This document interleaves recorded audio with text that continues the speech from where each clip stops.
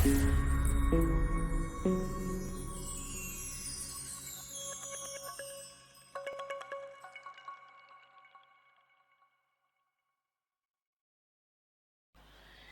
Student, आज हम पढ़ेंगे एनआईओएस बोर्ड का सब्जेक्ट हिंदी क्लास 12 का बुक फर्स्ट चैप्टर नंबर 7, एक था पेड़ एक था ठूंठ। अब इस चैप्टर के जो लेखक हैं वो हैं कन्हैयालाल मिश्र प्रभाकर। अब उन्होंने इस चैप्टर में मुख्य दो बातें बताई है।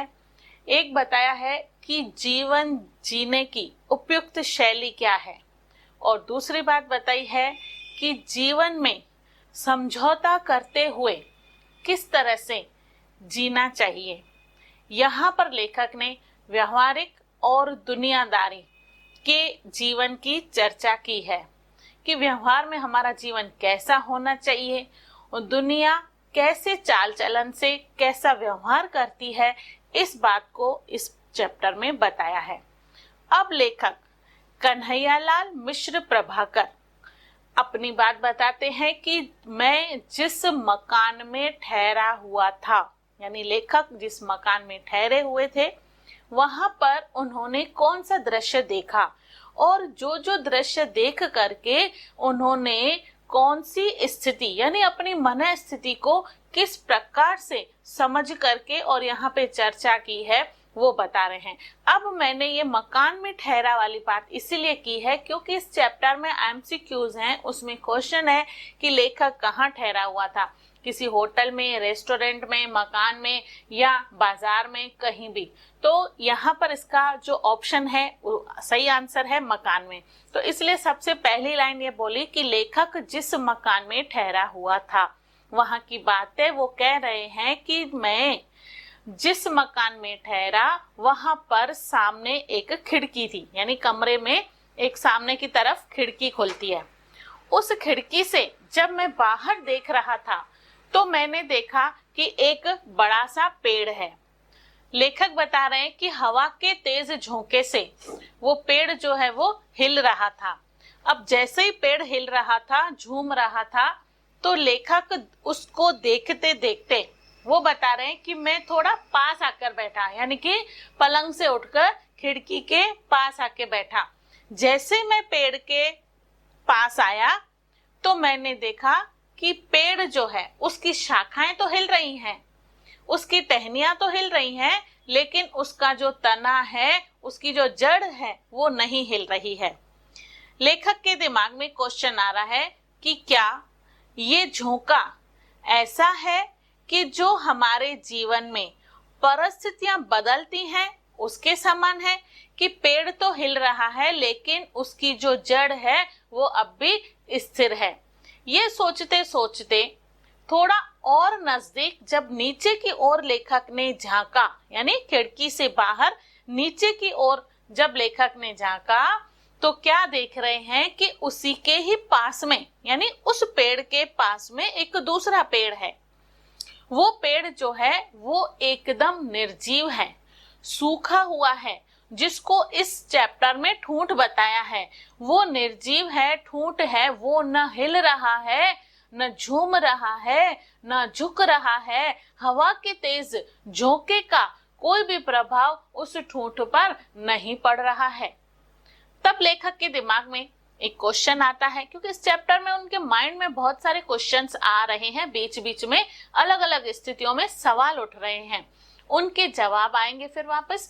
तो कह रहे हैं कि एक पेड़ है जो कि हिल रहा है, झूम रहा है और झुक भी रहा है, लेकिन उसकी जड़ स्थिर है।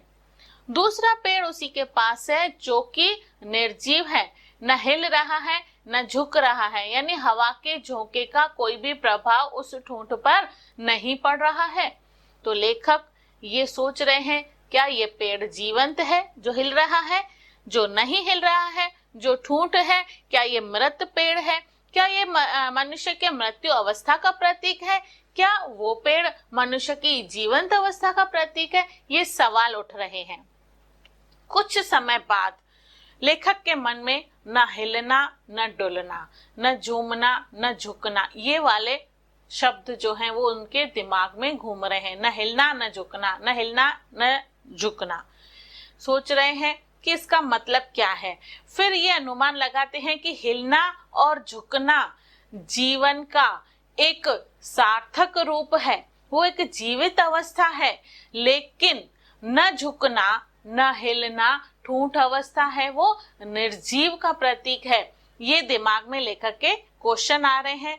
फिर कुछ समय बाद वो देख रहे हैं कि एक सड़क के किनारे एक ठूंठ है जो निर्जीव वृक्ष है, उसको कुछ मजदूर जो हैं वो कुल्हाड़ी से काट रहे हैं और दूसरी तरफ सड़क के किनारे लोग मजदूर जो खड़े हैं वो कुदाल से उसको घसीट के ले जा रहे हैं। फिर लेखक के मन में ये एक सवाल आया दिमाग में कि कुल्हाड़ी कुदाल, दो शब्द उसके दिमाग में वापस आए, कुल्हाड़ी कुदाल, कुदाल कुल्हाड़ी। अब इन दो शब्दों का लेखक ने क्या अर्थ बताया है कि जीवन में जो मृत हैं, जो अड़ियल अवस्था में हैं, जो एकदम जड़ हैं, यानी ठूंठ के सार्थकता बताते हैं कि जो ठूंठ की तरह हैं, जो ठूंठ के समान हैं, तो वो एक दिन कुल्हाड़ी से काट डाले जाएंगे और कुदाल से सड़क के किनारे एक तरफ फेंक डाले जाएंगे। तो ये सवाल बार बार आ रहा है कि कुल्हाड़ी कुदाल, कुल्हाड़ी कुदाल। अब कुल्हाड़ी और कुदाल इसलिए कह रहे हैं कि जो व्यक्ति जीवन में अड़ियल है, यानी कि परिस्थितियों के अनुसार समझौता नहीं है जिनके जीवन में, जिनके विचार लचीले नहीं हैं, यानी कि जो अपने आप को समन्वयवादी नहीं करते हैं, उनसे विश्व या समाज इस भाषा में बात करता है। कौन सी भाषा में बात करता है? कुल्हाड़ी और कुदाल। तो इसलिए लेखक हमें समझाते हैं कि सतर्क रहो, जीवन में समन्वयवादी रहो, समझौता करने की स्थिति में रहो, परिस्थितियों के अनुसार अपने विचारों को बदलो, नहीं तो समाज तुमसे इस कुल्हाड़ी और कुदाल की भाषा में बात करेगा। फिर लेखक के दिमाग में एक और सवाल आता है कि क्या कोई व्यक्ति जब समझौता करता है तो वो क्या हो जाता है? सजीव अवस्था में होता है, समन्वयवादी होता है। इसलिए लेखक हमें ये समझाना चाह रहे हैं कि हमारे विचार लचीले तो हो, लेकिन कहीं ऐसी भी स्थिति आती है कि हमको अड़ियलपन नहीं रखना चाहिए। अगर तुम जिद्दी और अड़ियलपन रहोगे तो तुम्हारे साथ वो स्थिति आएगी जो स्थिति रावण और हिरण्यकश्यप की आई थी। इस युग में हिटलर और स्टालिन की आई थी। हिटलर और स्टालिन से विश्व जो है किस भाषा में बात करता है? तो वो शब्द इस चैप्टर में मुख्य शब्द आया है डिक्टेटरी, यानी अधिनायकता। अब बताया है कि विश्व की जो भाषा है वो है दे और ले। विश्व की जो जीवन प्रणाली है वो है कह और सुन। विश्व की जो जीवन पथ की यात्रा है वो है मान और मना।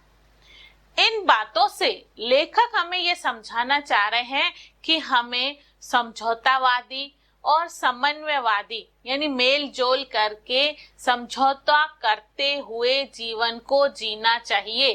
परिस्थितियों के अनुसार हमारे विचारों को हमें लचीला करना है, हमें हमारे विचारों को परिस्थितियों के अनुसार बदलना भी है, क्योंकि यहाँ पर लेखक ये बताना चाह रहे हैं कि आज के समाज की भाषा है गिव एंड टेक, कि कभी तुम दो भी और लो भी, कभी मान भी जाओ किसी की और कभी वक्त पे जरूरत पड़े, किसी को मनाने की जरूरत पड़े तो तुम मनाने की भी आदत डालो, यानी गिव एंड टेक, कि समझौता करना ही जीवन है।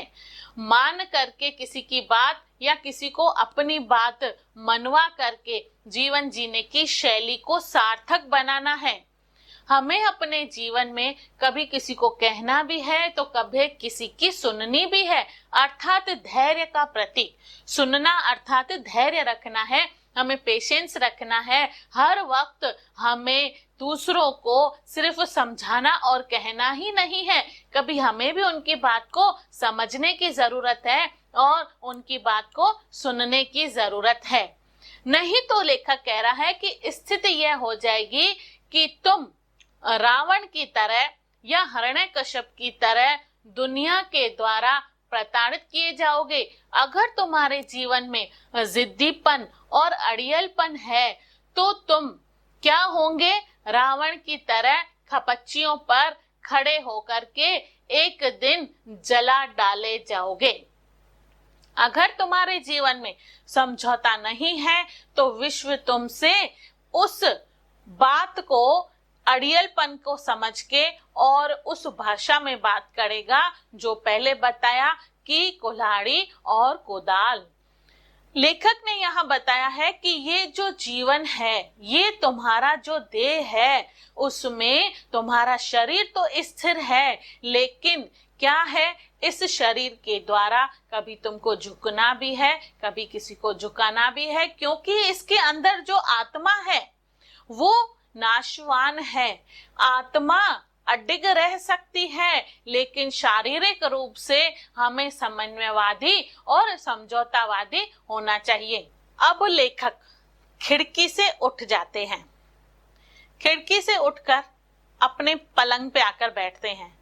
जब वो अपने पलंग पर आके बैठते हैं तो फिर जब वो खिड़की से बाहर की तरफ उनकी दृष्टि जाती है तो उनको दिखाई देता है कि जो बांज का वो पेड़ है वो हिल रहा है, झूम रहा है और झुक रहा है।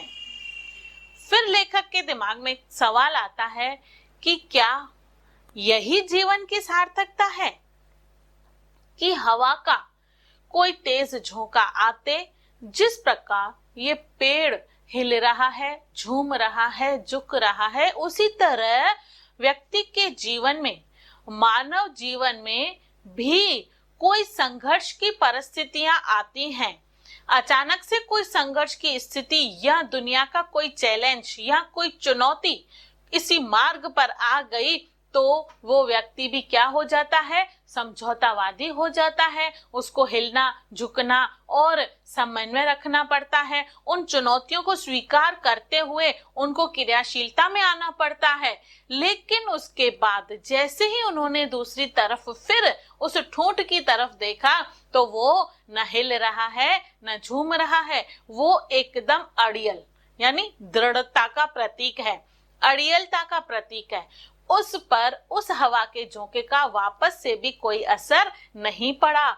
इस प्रकार लेखक हमें समझा रहे हैं कि जीवन की कृतार्थता इसी में ही है कि समन्वयवादी और समझौतावादी होना चाहिए। उस ठूंठ की तरह ये कृतार्थता नहीं है कि उनको क्या होना चाहिए? अड़ियलपन रहना चाहिए। अगर तुम अड़ियलपन रखते हो तो फिर तुम तैयार हो जाओ कि तुम काट डाले जाओगे या नाश हो जाओगे या जला डाले जाओगे। ये तुम्हारे लिए विश्व की भाषा है।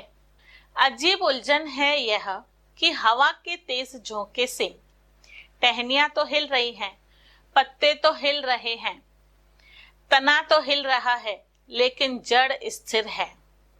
जड़ का स्थिर होने का ये मतलब है कि परिस्थितियों के अनुसार हमारे विचार तो लचीले हों, लेकिन हमारे आदर्श स्थित हों। जो आदर्श है, हमारे जीवन के जो सिद्धांत हैं, जो प्रिंसिपल हैं, वो स्थिर रहने चाहिए। विचार भले ही समझौता करते हुए परिस्थितियों के अनुसार बदलने चाहिए। अब लेखक हमें यहाँ बात स्पष्ट कर दे रहे हैं कि जीवन की सार्थकता समन्वयवादी और समझौतावादी होने में ही है।